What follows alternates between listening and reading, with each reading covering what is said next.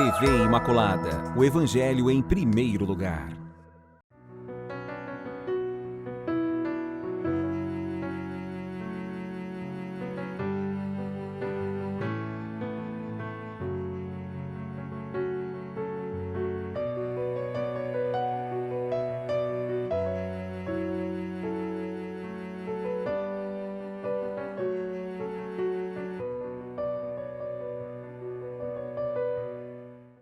Vocês podem ver hoje aqui no programa Respostas minha cara de alegria, minha cara de felicidade, né? Porque, olha só, nós estamos com um cenário novo. O pessoal daqui da TV Imaculada, dessa equipe, eu sempre elogio, eu sempre falo para vocês, mas o pessoal da TV Imaculada também disse, olha, muitas pessoas participaram das campanhas, ajudando, colaborando, e vocês sabem que vários programas tiveram mudança de cenário, tem cenário novo. Gente, graças ao carinho, à responsabilidade missionária, eu vou chamar até de responsabilidade missionária de vocês. Então, a gente não vai procurar não citar nomes aqui, mas do fundo do nosso coração aqui pela TV Imaculada, vocês estão vendo que graça, né, que foi quando me mandaram as imagens, né, fizeram o teste desse cenário para a gente ver como que ia ficar, eu amei o cenário. Então, a gente gostaria de deixar aqui a nossa gratidão, o nosso muito obrigado, que o bom Deus recompense todos vocês que colaboraram e vocês vão perceber que também os outros programas vão ter cenários novos e a gente aqui na TV Imaculada está sempre tentando fazer o melhor. Sempre podemos melhorar. Por quê? Porque a gente quer transmitir à luz daquela mensagem que a gente entende que é uma mensagem que traz um tesouro, que traz significado, que traz sentido para a nossa existência e nós queremos transmitir isso da melhor maneira possível. É óbvio que esse tipo de comunicação televisiva, esses meios de comunicação que nós utilizamos, eles são exatamente isso, meios.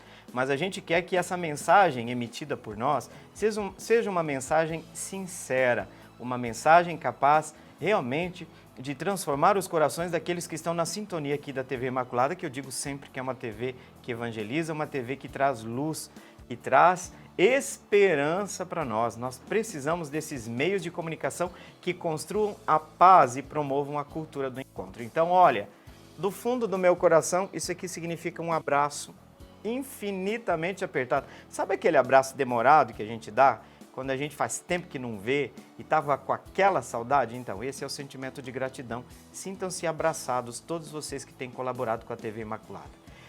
E você, se está vindo pela primeira vez, olha só, você está inaugurando aqui junto com a gente, está começando a assistir o programa Respostas e está vendo que bonito, né? Esse cenário que a gente tem agora aqui à disposição. Então, seja muito bem-vindo. Nosso programa funciona com 3 blocos. Esse primeiro bloco é um bloco de reflexão a partir de um texto oficial, um texto do Concílio Vaticano II, que para nós tem uma importância muito grande, porque o concílio é a igreja, toda a igreja reunida, junto com o sucessor do apóstolo Pedro. Então, para nós, um documento como tal, ele tem uma importância muito grande. Então, a gente se deixa nortear, se guiar pela bússola do Concílio Vaticano II nos temas que nós estamos tratando. E realmente, para ter contato com esses textos, que a gente também dá a oportunidade da leitura do texto e depois a gente volta para a reflexão. E é muito importante a gente perceber que nós já estamos falando sobre a promoção da cultura nesses dias. O capítulo do documento Gaudium et Spes, que é o documento que a gente está lendo, tem dito para nós nesses dias sobre o tema de alguns princípios para a conveniente promoção da cultura. E agora, e o tema de hoje? O tema de hoje, nós estamos falando, vamos falar da harmonia entre as diversas ordens humanas e culturais, que deve existir uma harmonia entre ambas, entre as ordens humanas e aquelas culturais.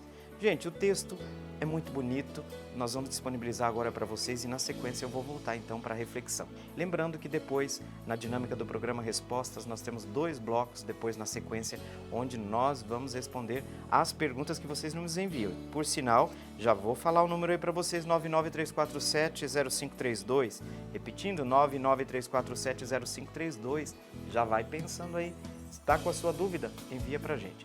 Vamos então para a leitura da Gaudium et Spes, sobre o tema da harmonia entre as diversas ordens humanas e culturais, e a gente volta na sequência. Alguns princípios para a conveniente promoção da cultura. Harmonia entre as diversas ordens humanas e culturais, parte 1. Pelas razões aduzidas, a Igreja lembra a todos que a cultura deve orientar-se para a perfeição integral da pessoa humana, para o bem da comunidade e de toda a sociedade.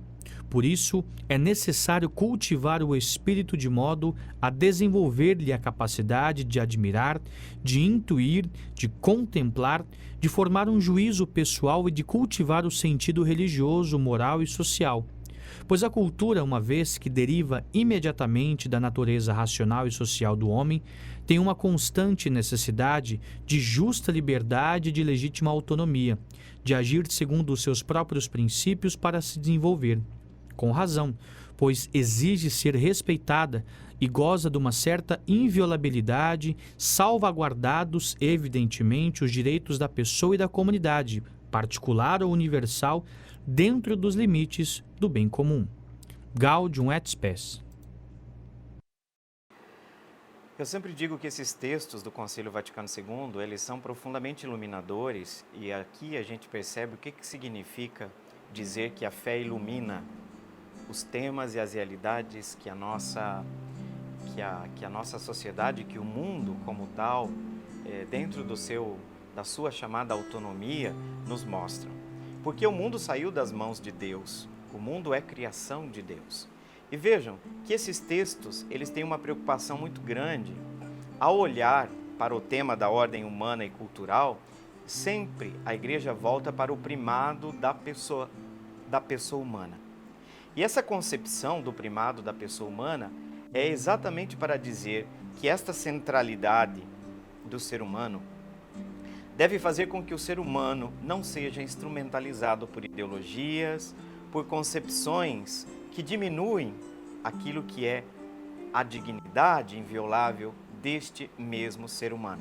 E vocês vão perceber que na visão antropológica do texto de hoje, a Igreja reconhece a natureza da subjetividade, do eu pessoal, mas também, gente, do eu social. Por isso que a gente compreende a atualidade desses textos para nós, porque exatamente é uma antropologia muito sadia. E como que começa o texto de hoje? Que a Igreja lembra a todos, que a cultura deve orientar-se para a perfeição integral da pessoa humana. Veja, a cultura deve orientar-se para a perfeição integral da pessoa humana. E se nós estamos falando de perfeição integral, nós estamos falando de uma formação, de uma cultura, de um conceito de cultura que respeite aquela realidade que é o ser humano, o mistério da pessoa humana. E vejam que esta formação integral, esta perfeição integral, nós dizemos que quando falamos de santidade, de busca de santidade, quando nós falamos de aperfeiçoamento, estamos dizendo que o cristão, de modo especial, o modelo do aperfeiçoamento é o próprio Cristo. Nesse sentido, a graça de Deus age no cristão para que ele vá galgando, vá se aperfeiçoando, ou em outra linguagem mais religiosa, como a gente costuma dizer, que ele vá se santificando. Eu até digo para os estudantes na aula de Cristologia que nós vamos nos cristificando, até para chegar àquele ideal máximo que Paulo exprime com uma beleza magistral. Não sou mais eu quem vivo, é Cristo que vive em mim. Veja, para chegar nesse patamar eu ainda não cheguei, gente. A gente está a caminho. Mas isso significa que esse processo de aperfeiçoamento tem que ter presente o bem integral da pessoa humana. E isso a Igreja diz para o bem da comunidade e da sociedade. Estamos vendo então que o ser humano, o cristão, é visto pela Igreja como pessoa, mas como membro de uma sociedade também. E não há absolutamente, não são realidades paralelas. Até porque quando nós vamos falar da vocação e da identidade do leigo, o leigo é para ser a Igreja no coração do mundo. Significa que este mundo é o lugar da missão, este mundo é o lugar da ação. Neste mundo nós nos santificamos, neste mundo nós nos aperfeiçoamos. E nós não podemos dizer então que a nossa vida religiosa, por um lado, não é um apêndice dessa vivência cotidiana. Porém, não podemos dizer que ao procurar uma vida religiosa nós temos que virar um avestruz que põe a cabeça num buraco, como muita gente entende a sua espiritualidade. Ah, eu sou uma pessoa espiritual, como significando que eu sou um avestruz que põe a cabeça num buraco ou uma bolha. Não, o cristão não precisa viver numa bolha. O cristão não precisa se sentir algo excêntrico à vida da própria comunidade. Então, a sociedade precisa olhar para o bem integral da pessoa humana, mas a própria igreja, quando nos convida ao nosso processo de resposta à ação da graça em nossa vida, nós estamos melhorando não só a igreja, mas também a comunidade e a sociedade. E aí, dentro de uma visão integral da pessoa humana, é preciso dizer que a dimensão do cuidado com o espírito não pode ser relevada ou deixada de lado.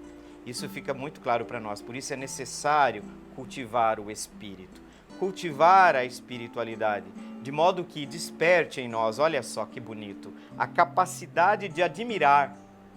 A gente perdeu hoje essa capacidade de admirar as coisas, né? Nós estamos por vezes nessas eternas lamentações, o eterno copo meio vazio. Não, o espírito cultivado, a pessoa que cultiva a dimensão do espírito, é alguém que desperta a capacidade de admirar, de intuir, de contemplar, de formar também um posicionamento pessoal, um juízo pessoal e de cultivar o sentido religioso, moral e social. Mas vejam, aqui nós estamos vendo uma pessoa do ponto de vista integral. Podemos dizer que a parte da espiritualidade não é um apêndice dentro desse processo de formação integral do ser humano. E vejam, uma vez que a cultura deriva imediatamente da natureza racional e social do ser humano, tem uma constante, está falando da cultura aqui, tá?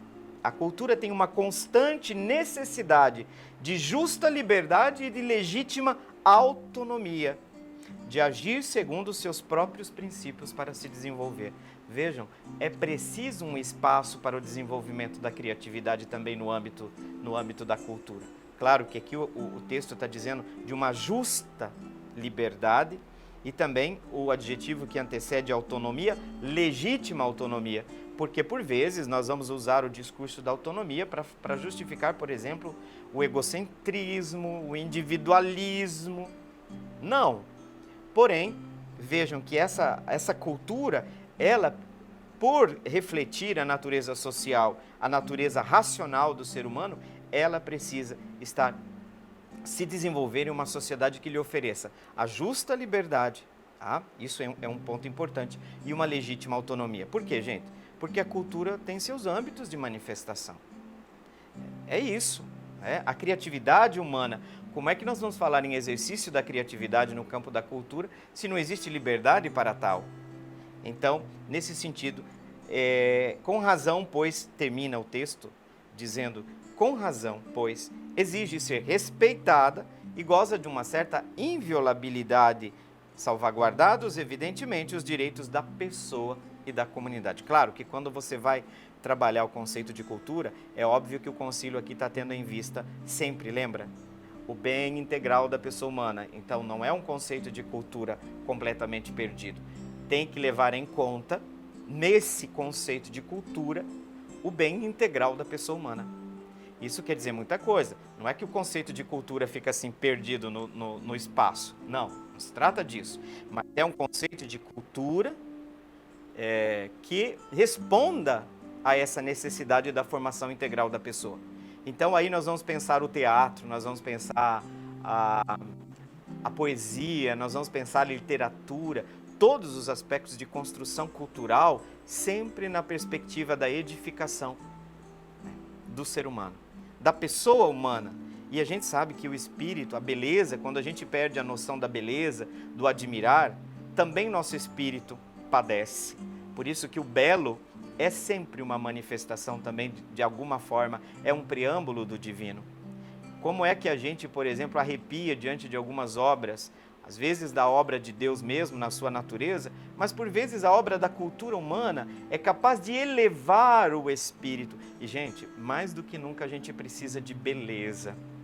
Precisamos retomar o belo, a elevação do espírito, a cultura, a dimensão da cultura não pode ser perdida dentro de uma sociedade. Sabe quando a gente usa aquela frase do Evangelho, nem só de pão vive o homem? Eu posso dizer, a gente pode dizer, que nós não vivemos só da materialidade, né? Da materialidade. Eu me lembrei aqui de uma poesia da Adélia Prado, que ela diz assim que às vezes, Adélia Prado, eu gosto muito de Adélia Prado, tem muita teologia na Adélia Prado, né? Aliás, nós podíamos fazer um estudo de muitas poesias e qual a visão teológica que emana desses textos. Adélia Prado diz, às vezes Deus me rouba a poesia e eu olho uma pedra e vejo pedra. Isso para dizer o quê? Que no fundo, a dimensão da cultura é uma dimensão de elevação do espírito. E o espírito cultivado leva-nos a ter aquela atitude. Eu penso assim, gente, admiração, contemplação é uma atitude diante do mundo. Porque hoje, por exemplo, se a gente olha para a natureza só para conseguir recursos, para conseguir dinheiro, a gente perde a dimensão da contemplação. Nós precisamos retomar urgentemente na nossa sociedade a dimensão da contemplação. Não só da dimensão material, não só de encher a pança vive o ser humano, mas nós precisamos de cultura, nós precisamos de poesia, nós precisamos de encantamento, nós precisamos olhar para os lírios e pensar naquilo que Jesus disse, elevar nosso espírito, pensar na beleza desse mundo, pensar no amor que Deus tem por nós, pensar na criatividade de Deus ao criar esse mundo. Então, essa dimensão contemplativa de admiração a gente perdeu. Precisamos recuperar juntamente com esse conceito exatamente de formação integral da pessoa humana. Muito bem, chegamos ao final do primeiro bloco, mas olha, por graça, nós vamos continuar juntos, não saia daí, que a gente tem perguntas que já estão com a gente e são perguntas muito interessantes para nós fazermos aquele giro temático, tá certo? Gente, vamos para o intervalo e voltamos na sequência. Até daqui a pouco.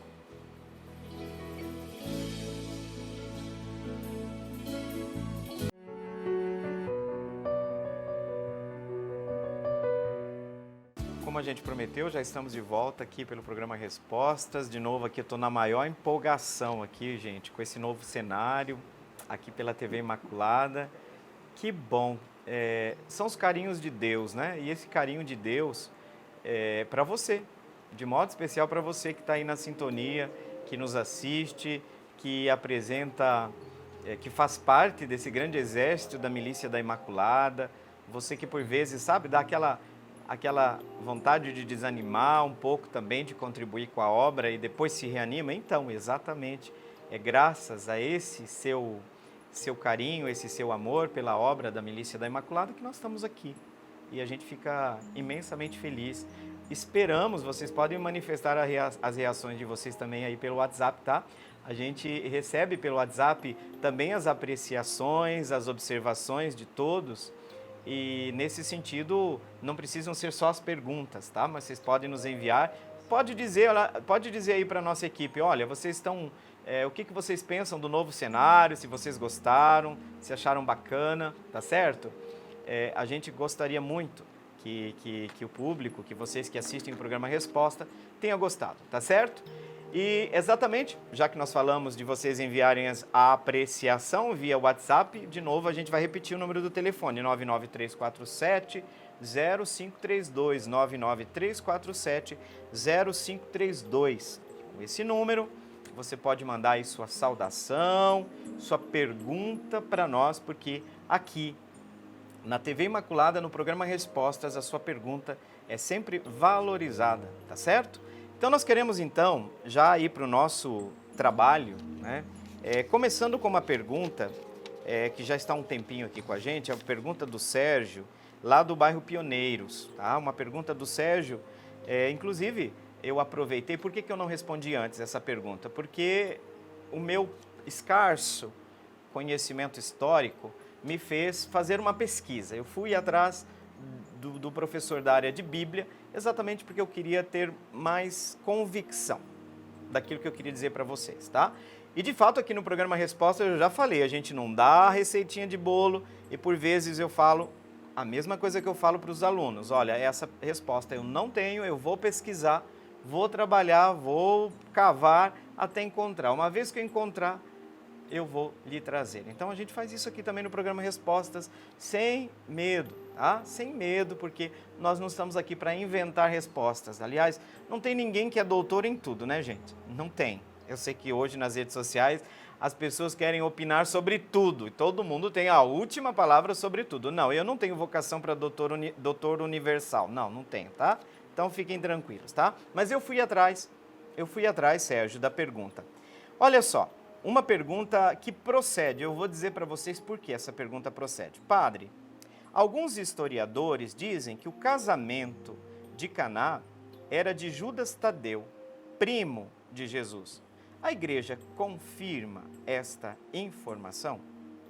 Veja, provavelmente, Sérgio, você teve uma informação que ela é verdadeira.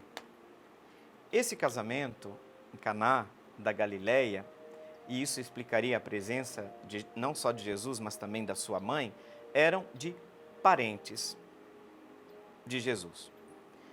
Qual o nível de parentela nós poderíamos inclusive discutir. O que posso dizer já uma coisa para você, Sérgio? As tradições, eu vou melhorar aqui. As teorias são várias. Uma delas apresenta esta possibilidade que você está colocando aqui, que o casamento de Caná da Galileia era de Judas Tadeu, o primo de Jesus. O que eu posso dizer é que nós não temos como dar uma resposta afirmativa, ou seja, a igreja em nenhum momento confirmou essa tese. Não há, da parte da igreja, a confirmação oficial de que realmente quem estava se casando em Caná da Galileia seria Judas Tadeu, o primo de Jesus. De qualquer forma, é importante saber que você seguiu o raciocínio lógico no sentido que Judas Tadeu é apresentado pelo Evangelho, né, como parente de Jesus, e nesse sentido foi quase que uma tentativa de uma consequência de um raciocínio lógico, tá? Mas como a sua pergunta terminou assim, indagando se a igreja confirmou tal tese, não existe da parte da igreja nos seus documentos, sobretudo se nós falamos dos documentos extrabíblicos, do ponto de vista da historiografia, nós não temos essa confirmação, tá certo? Sérgio, eu espero que essa resposta tenha, de certa forma, satisfeito a sua ânsia, a sua busca, e eu espero também, eu sempre digo aqui no programa Respostas, se a gente não traz fórmula de bolo, também significa que as respostas que a gente dá, não sei se vocês perceberam, mas não é que a gente fecha todos os caminhos. A busca, de certa forma, precisa continuar. Ela precisa ser continuada. Inclusive, se você encontrar algum novo elemento na sua pesquisa, manda para a gente, que a gente retoma a sua pergunta e aí a gente traz um novo dado. Hoje, sabemos que o São Google, né? Eu chamo de São Google, né? Está ali, muito mais agora a inteligência artificial, né, que falam, estão falando aí que, inclusive, é uma fonte de busca ainda mais desenvolvida, o famoso ChatGPT que estão falando aí com muita frequência, falam também de um trabalho de pesquisa, gente, fenomenal. Eu não posso negar que eu fiz um teste já com o ChatGPT, não sei se vocês já fizeram isso. Porque eu ouvi muito falar, vocês sabem que eu estou no âmbito educacional, na universidade, e aí nós estamos lá na sala de coordenadores, e eu vi que um professor estava utilizando, tinha baixado, não aquela forma paga, né, o chat pago, e aí por curiosidade ele chamou, estávamos nós na sala onde eu trabalho na coordenação lá na UCDB, somos 5 coordenadores ali, de 5 cursos. E aí a gente foi lá, extraordinário, gente. Ele estava perguntando para a preparação de aula, meu Deus, questões de prova. E eu fui fazer uma pergunta, olha só, da área de teologia, porque o professor que estava com o computador é da agronomia, professor Kleber, da agronomia. Então, gente, ele falou assim, é extraordinário, extraordinário. Você imagina, uma questão, às vezes, de uma prova, nós, professores, levamos o quê? Meu Deus, gente, dependendo da questão, 20 minutos, 30 minutos. Gente, acho que não durou 30 segundos a resposta, tá? E fantástico, claro, a gente tem que dar uma conferida depois. E a pergunta que eu fiz para o ChatGPT foi a seguinte: quais são os grandes desafios do estudo da cristologia atual? O que é a cristologia? Cristo, logos, logia, o estudo do Cristo, do mistério de Cristo. É uma disciplina central dentro da teologia. Gente, a resposta foi com 5 itens extraordinários. Pá! Pessoal, se levou muito, levou 20 segundos. Fantásticas respostas, ele vai escrevendo, né? E é uma interação que nos assusta, porque realmente você tem a sensação que do outro lado tem uma outra pessoa, viu? É um pouco assustador. Claro que nós temos que analisar ainda muitas questões éticas, e a gente sabe, eu vou confessar aqui para vocês, uma coisa que já estão dizendo nos bastidores, que já tem muito estudante utilizando o ChatGPT para fazer trabalhos, viu? Então, olha, os professores, nós vamos ficar espertos, porque a gente precisa... Gente, não dá, eu falava do avestruz. Gente, é o avestruz que enfia a cabeça dentro do buraco? É, né? Acho que é o avestruz, né, Felipe? O Felipe que está aqui O Felipe está confirmando que é o avestruz. Vale a mesma coisa aqui. O ChatGPT, que monstro. Não, gente. Vamos analisar, vamos olhar. Tem muitas coisas a serem discutidas, eu concordo. Mas a gente não precisa ir logo para o ataque. Sabe aquele julgamento que tem que ser um maniqueísmo, ou tudo ou nada? Ou tem que ser canonizado, ou tem que ser demonizado? Não, não precisa. Calma, respira, né? Tem tanta coisa que se eu tivesse respirado na minha vida, a gente ter calma, eu não tinha falado tanta abobrinha na minha vida, né? Então, isso aí, vale para tudo, o respiro. A velha história, conta até 10. Gente, eu nunca consegui chegar até 10, não sei se vocês conseguem, né? Então, isso é muito importante para nós. A gente primeiro ter a capacidade de olhar as coisas com o espírito de busca. Não já com o pressuposto de que ou é um demônio ou é um santo. Não, calma. Vamos lá para a pergunta da Paola. Eu já falei de ChatGPT aqui agora. Hoje, gente, eu estou empolgado aqui com o cenário. Vocês acreditam? O pessoal está falando que está ficando muito legal, né? Tirando o apresentador do programa, né? Deve estar muito legal o cenário. Tá certo, mas o pessoal está falando que ficou bacana. Que bom, espero que vocês tenham gostado. A pergunta da Paola, do Jardim Betaville, é isso, Betaville? Onde fica o Jardim Betaville? Na região do Universitário, do bairro Universitário. Hoje nós não estamos com o nosso GPS aqui, o GPS humano, que eu sempre falo que é o Fábio, né? O Felipe também, pelo jeito, não brinca, não, questão de geografia, né? Eu, geograficamente falando, gente, sou uma tragédia. O que seria de mim hoje sem o Eu falo que a descoberta mais extraordinária é o tal do GPS, né? Se bem que esses tempos eu tive que fazer uma exéquias e coloquei o nome do cemitério, eu dei a volta por trás, andei muito mais, mas tá bom, eu tenho que agradecer porque muitas vezes me tirou de uma encruzilhada. Paola pergunta, por que as missas não são mais feitas em latim?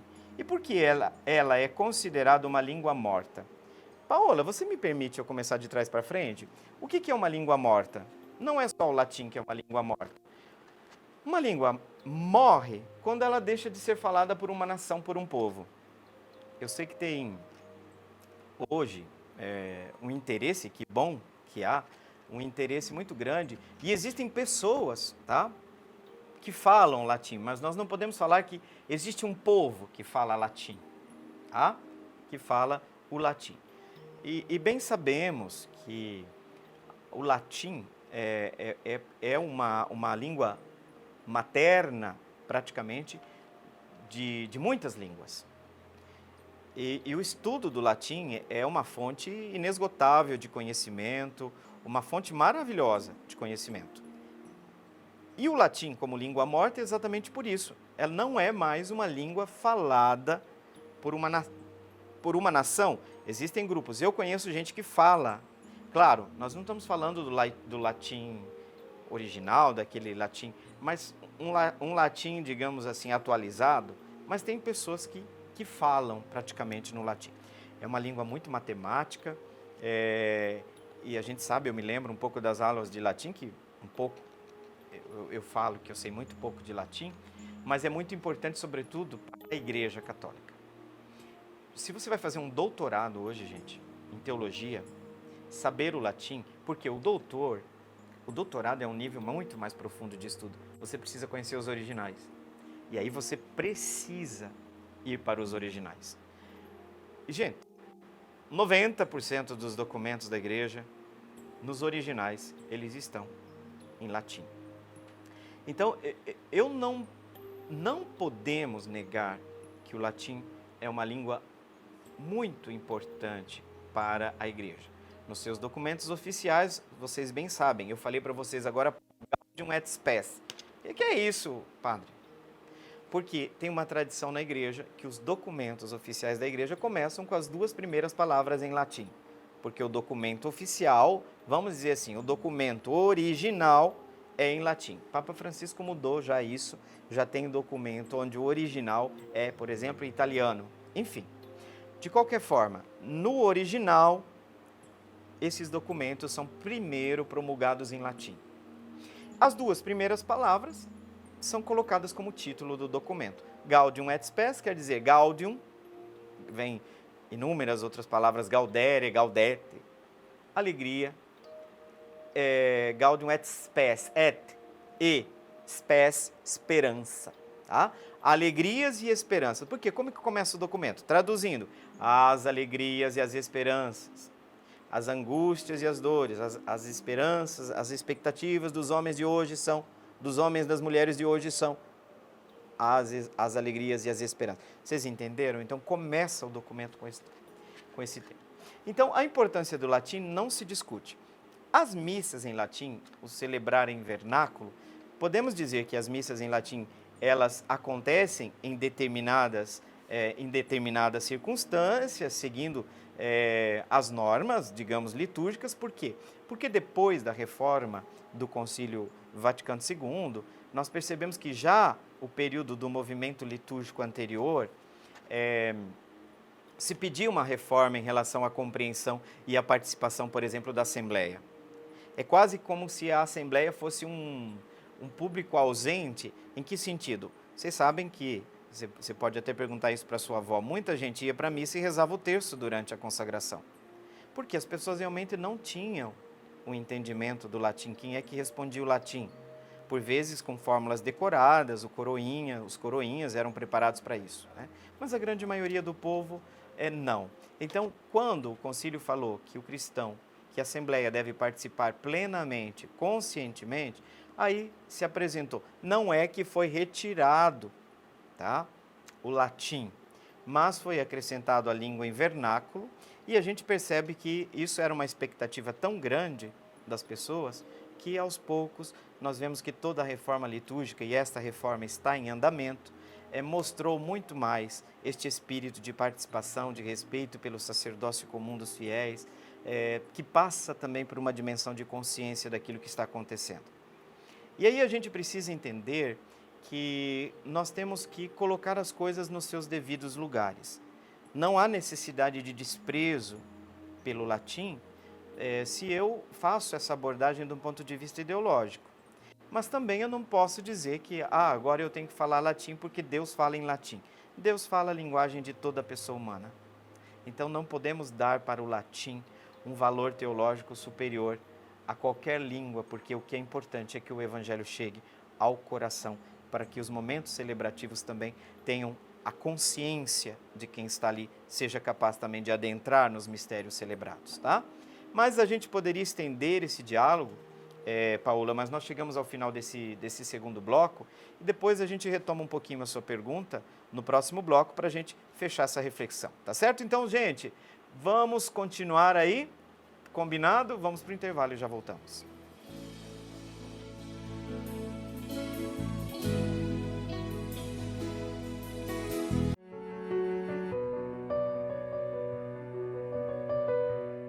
Muito bem, estamos de volta, como a gente prometeu. O nosso intervalo é rapidinho e eu, como tinha dito no final do segundo bloco, que eu vou retomar a pergunta da Paola, por que as missas não são mais feitas em latim.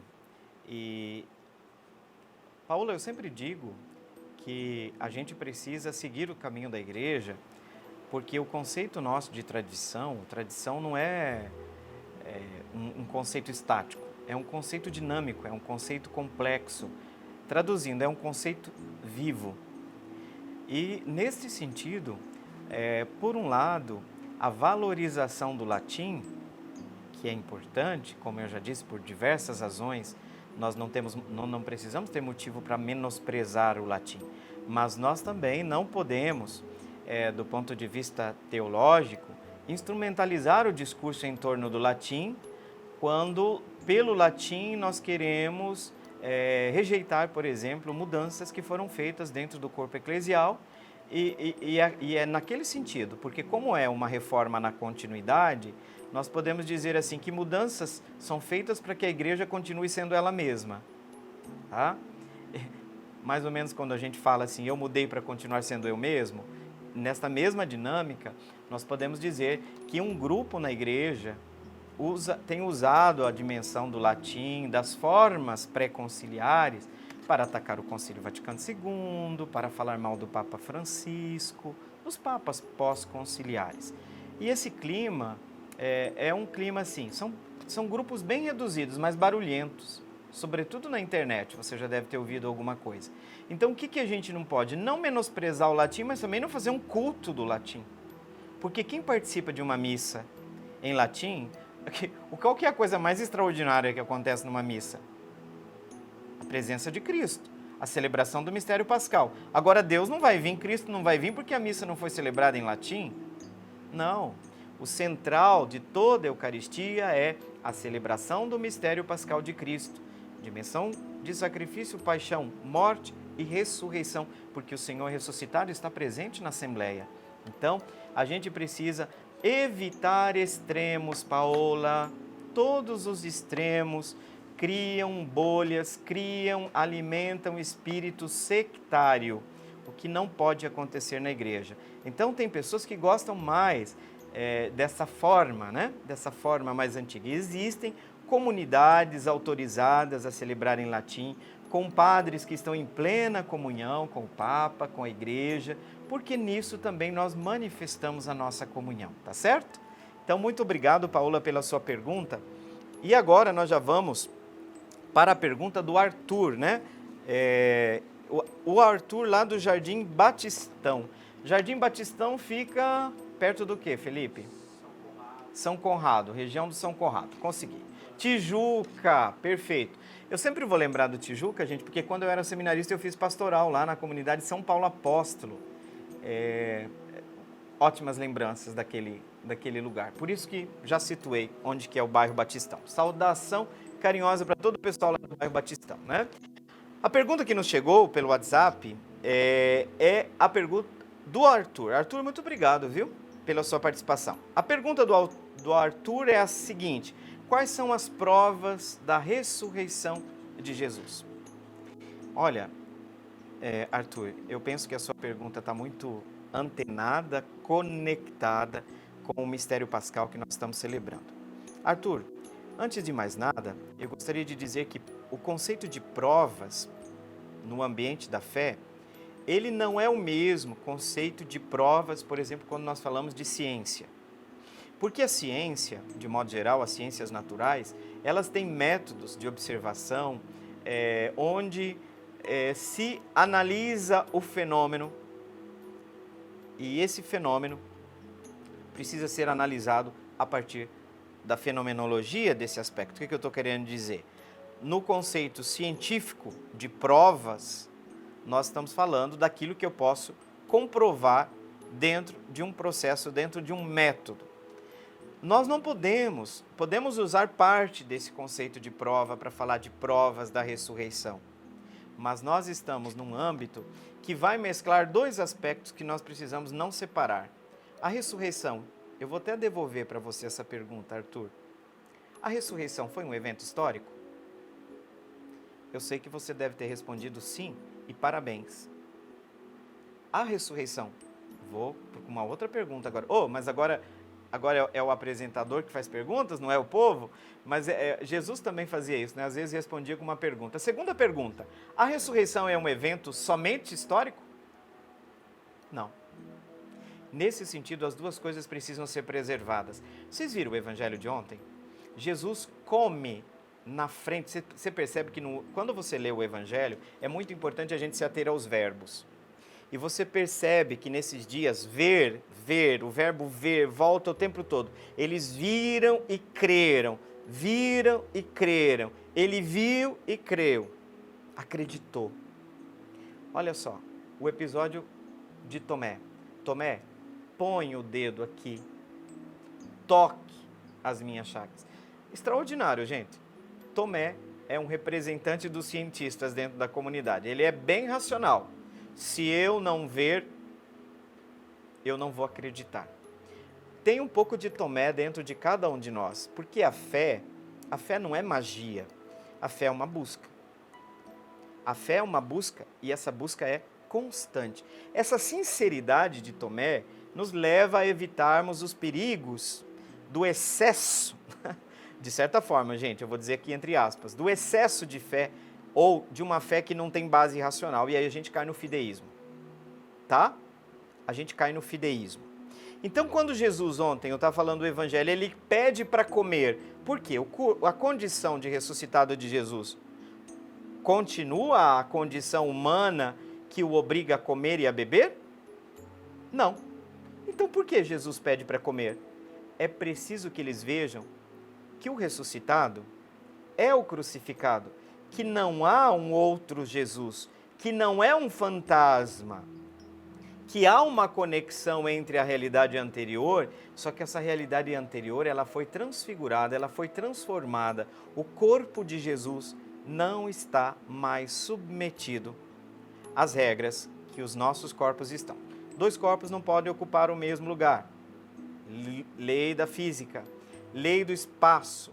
Não, Jesus não está mais contido nessas dinâmicas, atrelado aos poderes da contingência criatural, que é ligado ao conceito de tempo e ao conceito de espaço. Você sabe que o ressuscitado, ele aparece por vezes em 2 lugares, 3 lugares, o que permite a Jesus, o que dá a Jesus este poder. Vejam que quando Jesus ressuscita, Jesus leva nossa humanidade para a glória de Deus Pai. E a condição do ressuscitado é manter a ponte entre o crucificado, mas agora numa nova e extraordinária condição. Então nós podemos falar que o ressuscitado, as provas da ressurreição, elas têm caráter, sobretudo testemunhal. Significa, nem eu nem você vimos Jesus ressuscitado, né? Normalmente, quando uma pessoa vem me falar que viu Cristo ressuscitado, o que eu vou falar para ela? Você vai precisar procurar um médico, né? Vai precisar de ajuda. A parte da brincadeira, mas falando sério, como é que nós cremos na ressurreição? Sobretudo pelo testemunho das pessoas que foram, de fato, testemunhas oculares desses eventos. A nossa fé é essencialmente apostólica, exatamente porque a dimensão de apostolicidade nos permite uma ponte com este evento que é fundamental para pensar a igreja, inclusive para pensar a nossa fé. O próprio Paulo vai dizer, se Cristo não ressuscitou, nossa fé é vã. Significa que nós não estamos diante de um tema secundário, nós não estamos diante de um tema, vamos assim dizer, superficial, mas um tema central. Paulo coloca ali a partícula reflexiva, né? Se Cristo não ressuscitou, se nossa fé é vã. Torna-se vã a fé se Cristo não tivesse ressuscitado.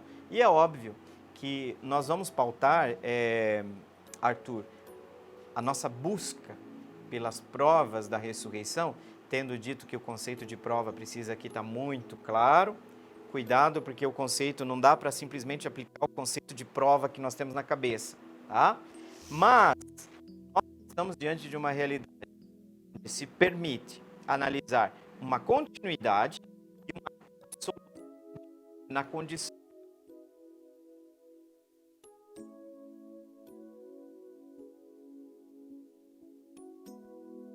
peixe. Por que que Jesus... E vejam, o texto do evangelho de ontem faz questão de dizer que Jesus tinha que comer na frente deles. Eles tinham que ver Jesus comendo. Por que que tem que ver Jesus comendo?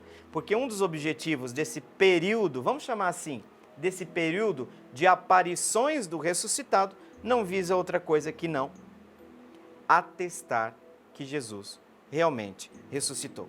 Que não se trata simplesmente de uma... Como é que a gente fala, gente? De uma sugestão coletiva, como pode acontecer às vezes, tá?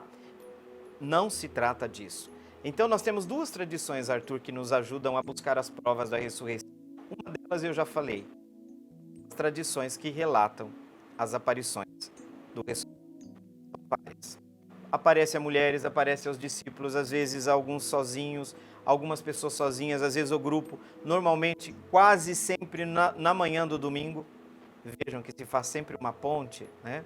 Então esse senhorio que Jesus resgata com a sua ressurreição é fundamental para perceber que o estado novo com o qual ele se encontra é um estado agora de retomada do senhorio pleno, de não mais estar condicionado às leis da física, às leis do espaço, às leis geográficas, às leis do tempo.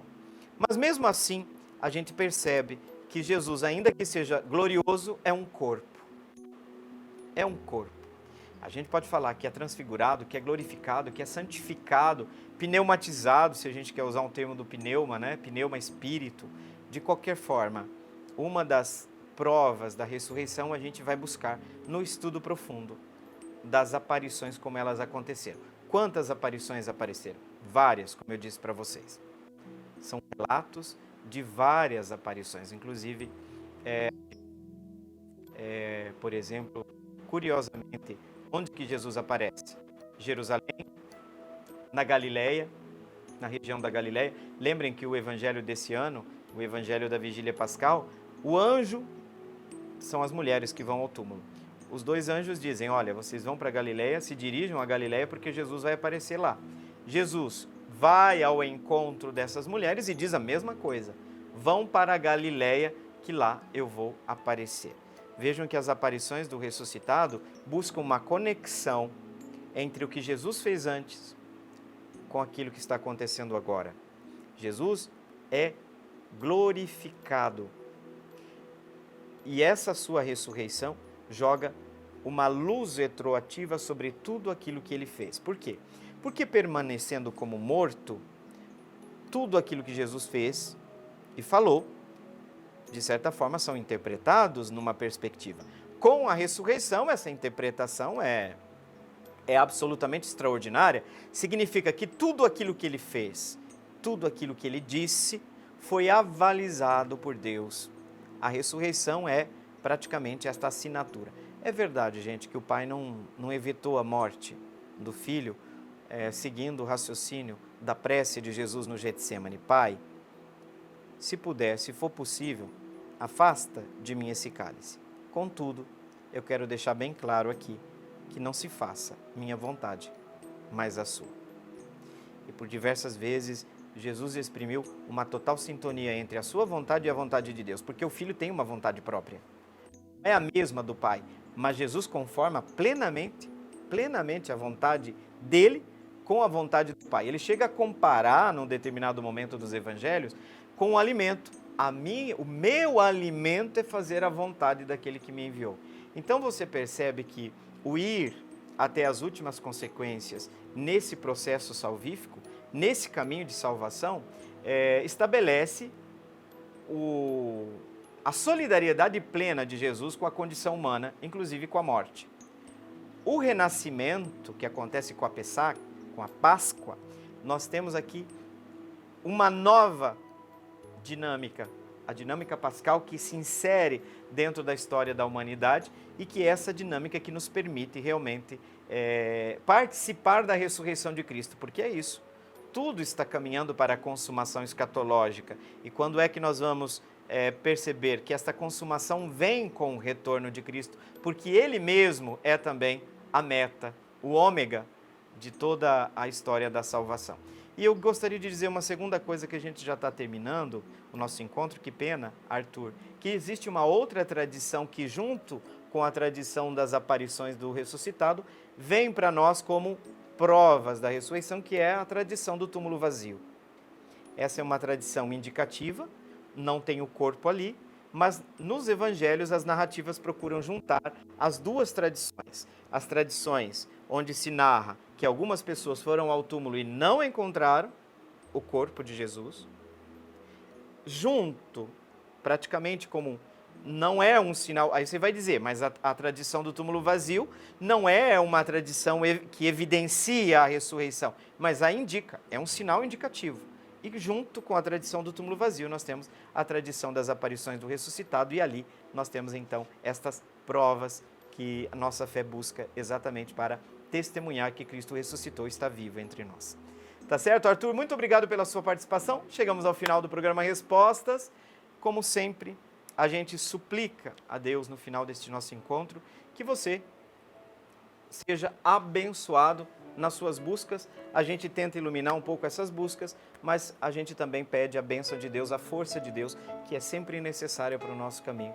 Então, essa bênção de Deus, essa força que vem de Deus, essa unção que vem dele, a gente pede carinhosamente pela intercessão de Maria Imaculada, assim invocada de modo muito carinhoso por São Maximiliano Maria Kolbe.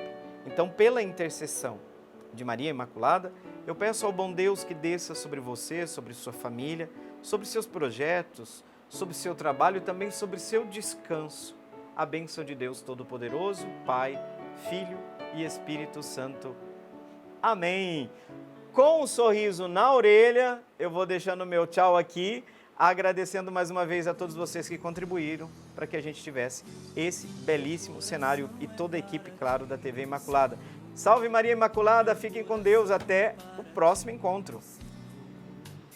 Meu coração é para ti, Senhor, meu coração é para